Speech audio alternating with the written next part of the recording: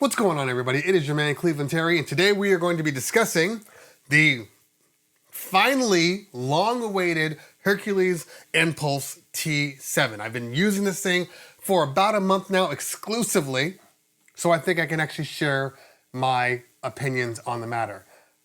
Spoiler alert, this is becoming one of my favorite controllers of the year. That's right, I said it. Let's talk about it. Okay, so once again, if you guys are new here, this is what we do. We talk about all things DJ related, whether it be gear reviews, whether it be DJ tips and tricks, whether it be audio production or just business DJ 101. This is the place to check it out. Also check out my Thursday show, which is a live show. We talk about all things, not just DJ stuff. We just get down every Thursday, 10 a.m. Pacific Standard Time. But that's not why we're here today. We are here to discuss this Hercules Inpulse T7, Control Inpulse T7. I want to make sure I get all the things right because there's a lot of words to this device. I've been using this thing for about a month, and forgive me if you hear this. This is me being sick over New Year's. So I am congested, but we're going to get through this thing because that's the kind of guy that I am. The Inpulse T7 is Hercules' latest edition. It was announced in 2023 NAMM. This was their flagship device. It is a moving platter controller at a price unheard of. Now, we're going to talk about this in a couple of different sections. We're going to talk about build quality, we're going to talk about ease of use, and we're going to talk about, the ins and outs, because I know we got to talk about that because we got some people out there that just aren't having it. So we're going to talk a little bit about that, and then my general experience with the products, my pros, my cons, and is it enough for you to decide if you don't want this or if you want to pick it up tomorrow? Let's talk about the easiest thing here, and that is the ins and outs. Now, there aren't a lot of ins and outs on this device. As a matter of fact, very, very few ins and outs. You have two XLR outputs, that is your main output, including an RC8 main, followed by a 1/4 inch microphone input, and then your USB-B port for your computer, and of course, your power. That's it. There's nothing else on there. So first and foremost, there's no booth out. I know for some people, it's the end of the world that you don't have a booth out, but I can pick up many devices here from pretty much everybody. Around the same price point, none of them have booth outs. So I think one of the issues that we are suffering from as a DJ community is we want to project what we hope is going to be on a product when that's not their intention. You see, we want this to be a Rain 1. We want this to be a Rev 7. But the fact is, it's a T7. It is a $699 entry-level controller.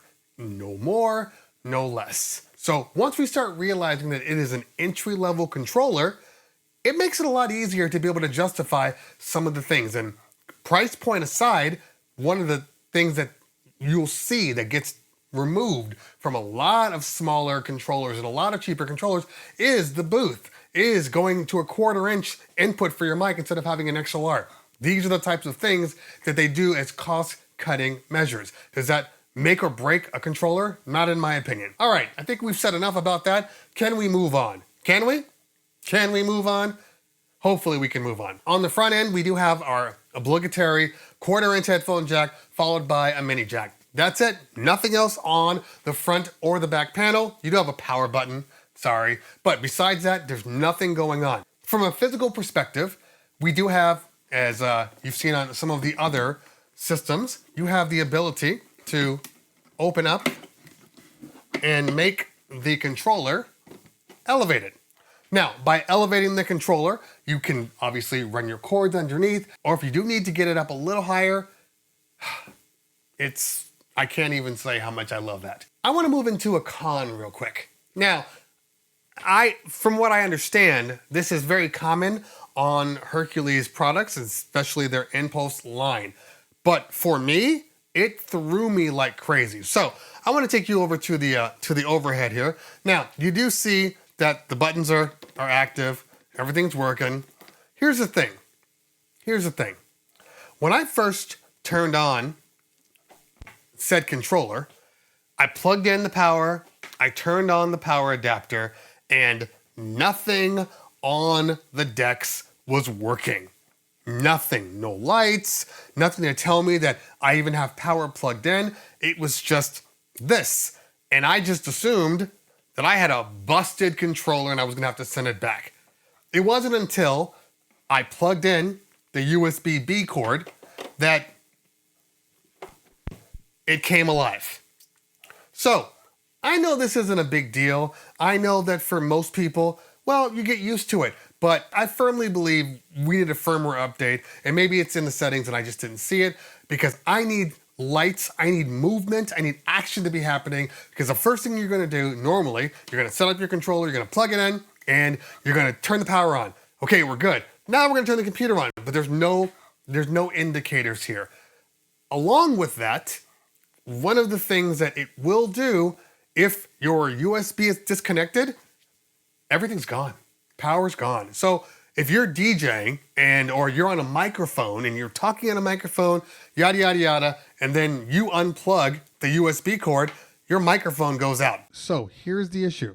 I currently don't have Serato plugged in. All I have is the USB going to the computer. So as long as it's in the computer, it turns on the controller. But check this out. I'm going to pull the power. Not the power, just the data connection. Okay, here we go.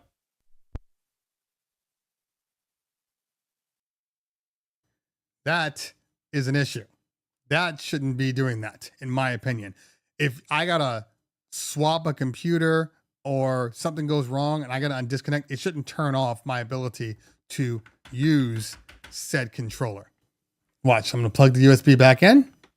Serato's not on, I'm just plugging it in. And in about a second, the mic works. Now, to me, that's a con, and I'm hoping that in a firmware update, they can fix that, because I understand it's an entry level, but a lot of people are gonna potentially use this, like myself, on those smaller gigs, on those bar gigs, and that's one of those things that, while I don't think most of us are going to be removing it, it is an issue. Let's go up to the top here. Now, this is a very familiar layout. As a matter of fact, if you were to take a look at this, you know, it feels a little bit like the Rain 1. Smaller mixer setting, then you have your jogs, you got your pads, and then obviously your pitch faders are on the right side of your controller. Just like the Rain 1. Cool your jets, okay? If you are being exclusive to professional DJing, you're taking it out, you're working, you're going to need more than just this in order to get what you're getting out of a Rain 1. Now, Rain 1 is about twice as much, so it should be better. $6.99, it should be better. But the stuff that you get out of this, you're punching way over your price range. In our middle controller here, we do have our mic volume. No, there is no EQ, it's just a tone, followed by your headphone cues, and then over to your middle, you have your gain, and then your highs, your mids, your lows. And as we take it out, full kill once you finally get through all of them. Your filter, high pass filter, full kill. Not full kill on your low pass. As we move over, we have our master section with our indicators, and then we have essentially our headphone booth monitor, which is this guy right here. Moving to the middle, we do have our effects with toggles. There are no internal effects. This is all Serato effects only. So just like in Serato, you do have your effects 1, 2, and 3, and then 1, 2, and 3. So I have echo on this side, and then I have reverb, and I have them set to 1. Now, why do I have them set to 1? Well, because what I've learned is that no matter where the effects are set on here, if you are on 1 with echo, which I have echo on right now, if you have something that's over here set to 1, I have my reverb, it is still going to affect it. So what I've done is, instead of using 2 and 3, I have made these two my main effects, again, making them set up to 1 effect only. And because of that, it gives me the option to use these buttons over here as MIDI mappings. So for me, my MIDI mappings to my silent cue are 2 and 3. Following down, we do have our cues here, left and right, and we have this thing called a Beatmatch guide. So we should probably talk about that, but we will get to that in a minute. Following down, we do have our up faders and then our cross fader. Now, what you will notice is this isn't like your standard everyday plate here. This is the updated premium fader module from Hercules specifically. Now, I want to make that clear. This is a Hercules upgrade, not an fader upgrade. You can get the fader upgrade also, but this is the Hercules fader. Now, the stock fader that you get in here is not very good. I'm just telling you the truth. It's slow, it's got some resistance. It's just not a good fader, not really fun to use. But if you are a new DJ, you're probably not even gonna notice it because you're not utilizing crossfaders like somebody else or somebody that's been working with cutting and scratching. However, if you move up for, I believe it's like $79, which gives you new up faders and a new crossfader, then you're gonna get a lot more bang for your buck.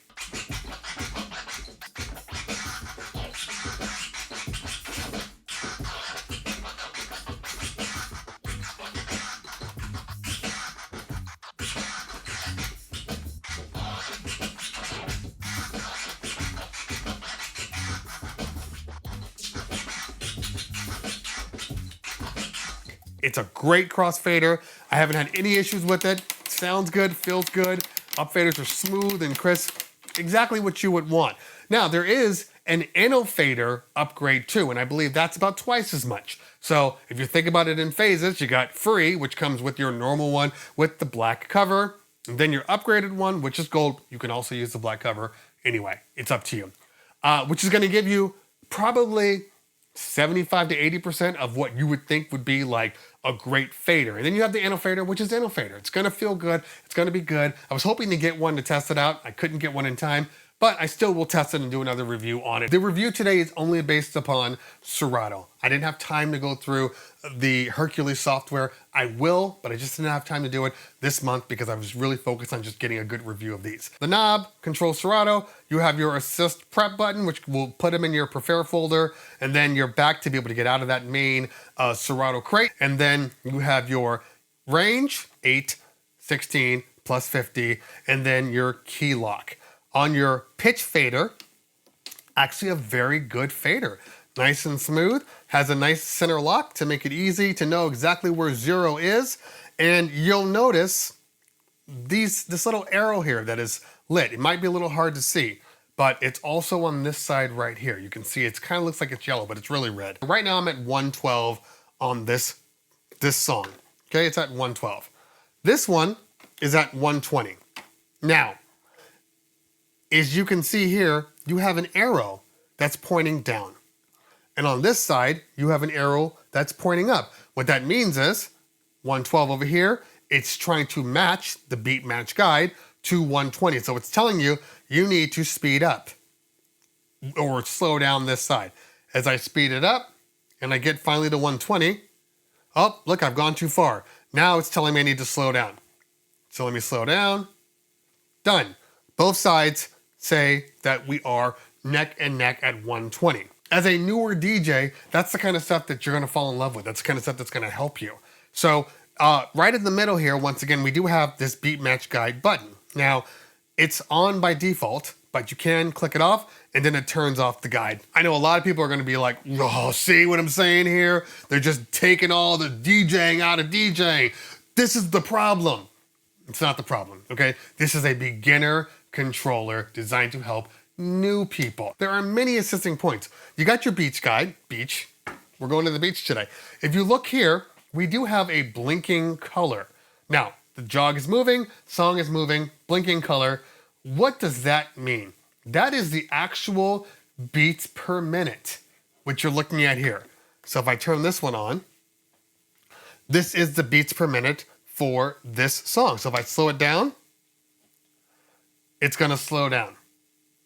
And you can see they're both operating at different blinking speeds. Now, let's move over here to the left deck, and we have here our shift button, our sync, our hot cue, our loop not to be confused with loop roll. We have our auto loop button here, then the stems, and then our sampler.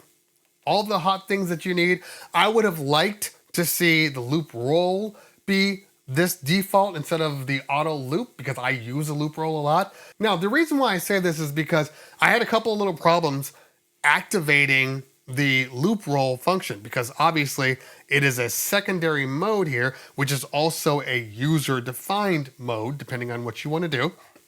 But sometimes when I hold shift down and I go to loop, you can see that it's blinking. That's how you know you're in loop roll. Easy enough, okay? When you get out of it, you just click on it again. Now I'm in the auto loop and you see it's solid. That tells you that you're in the first panel. Same with stems, same with sampler, same with hot cue. If I click on it again, see now we're in the tone play here. It's blinking. So, which has been fine. Haven't had an issue with it. My only issue is every so often, and it's primarily on this one right here. If I go to hit the loop, I go to my loop roll, you see, look, it's set to loop. It's on the auto loop. Every so often, it does not want to function correctly. Now it's blinking.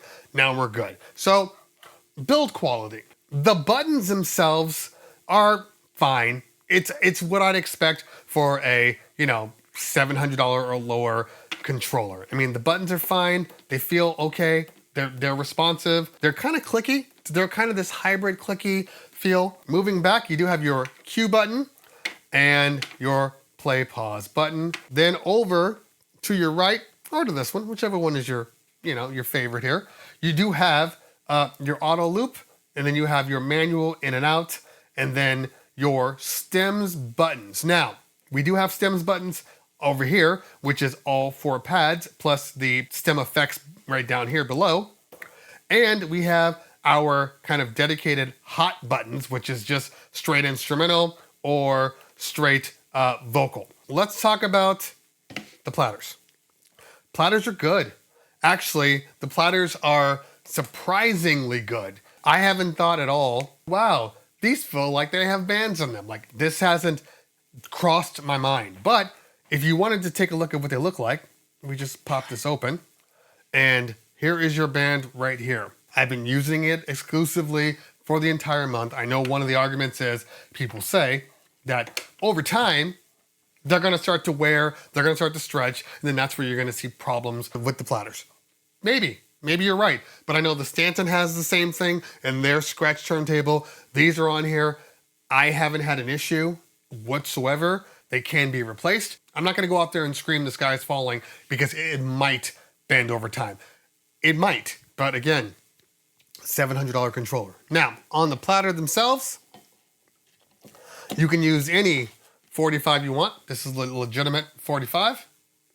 Get some light in here so you can see what it is. And then your slip mats. You can change the records, you can change the slip mats, you can do whatever you want, you can customize them, put your own little names on them. Everybody wins. And they click right in. There's a little lever here that kind of keeps them in place. I haven't had a problem with this guy. Every so often I'll have a button issue. Every so often, maybe I'll do an instant double and then it will react where it doesn't remember where it is on the pitch. I've had that a couple of times. Nothing to destroy my love for the device. It's just one of those things where I'm like, oh, I see what happens. As long as you're not deal breakers like, oh my God, I was playing on this one and the jog just stopped. And now, no, I haven't had anything like that. I'm a big fan of this controller. I honestly, for the price point, I do believe that this is, if you are a scratch DJ, if you like using turntables, this is the best product you can get without getting, a Rain 1 or a Rev 7. And you're gonna save a lot of money. I think that for what Hercules did, this, in my opinion, is the product of the year. It is. Now, I know that the Cross 12 turntables, those are amazing and I love them.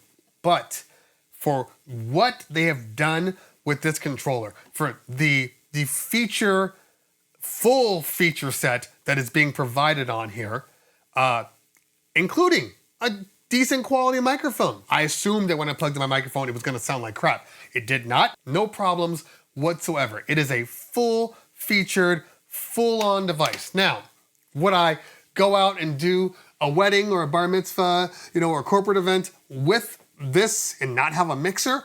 Absolutely not. I will take a mixer, that way I can EQ my mic effectively. But, like I said, if I'm doing a bar, if I'm doing one of those easy types of things where I just need to provide sound, and if I need to get on a microphone, I can, there's nothing wrong with this input. As a matter of fact, I've used some controllers 2 to 3 times as much as this with worse inputs. Now, would it have been nice if I didn't have to go out and get the premium fader module? Because this fader module is kind of what puts it at that point where it goes, this is a really good controller across the board. If they would provide this on a go forward, I think they're going to sell a lot more. Now, I understand the way it works. The entry point is, hey, for some people, they're not gonna care about this. So if you do, you upgrade to the premium. And if you really care about this, you upgrade to the Innofader. I get it. I just think it would have been nice if this fader, this up fader and cross fader were here by default. Besides that, I honestly have no issues with it. Sound-wise, because I know people are like, how does it sound? This sounds great. It sounds great out of the RCAs. It sounds great out of the XLRs. I don't have a problem with this board. I've used this board in literally 7 different places. I've been at the Roxy and I had this thing plugged in. Couldn't tell the difference. I've plugged it in via RCA at a bar. I plugged it into my system. You guys know about the crazy non-wedding I did. And I had them going out the XLRs out of my QSCs. Again, no problems whatsoever. It is my board of the year. Why is it my board of the year? Because of what they have done. They have created something that everybody said couldn't be done. Literally, everybody was like, you can't get anything like that at that price point that's gonna be durable, reliable, that's gonna do what it's supposed to do. There was not one person out there. They are the first ones that actually did it, and they achieved what they said they would do. It is a great controller. Is it entry level? Absolutely. Am I expecting it to behave like a Rain 1 or a Rev 7? No. But does it come pretty close? Absolutely. I'm a big fan of this board, and you should be too. If you're looking for something that you can just kind of take around for those small gigs, or you need a practice controller that you can still work through that feels a lot like the larger, more premium controllers, this is the one for you. If you have a kid that wants to DJ and you don't want to buy them turntables, get them one of these. I take this around. It's my go-to when I'm not doing larger events. This is the one. So you can believe me or not, but I do love this controller, and any opportunity that I get to use it, I do. Absolutely.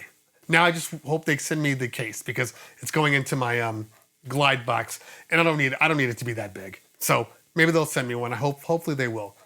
I'll get them a call. Anyway, guys, girls, if you found what I said here useful, hit that like button. If you found what I said here really useful, hit that subscribe button. Make sure you follow me on Instagrams and Twitters. Get on my Discord, because that's where we're talking about all things Cleveland Terry. Make sure you check back on Thursdays where we do our live talk show. Guys, girls, always a pleasure. If I don't talk to you later, we'll talk soon. Peace and Happy New Year.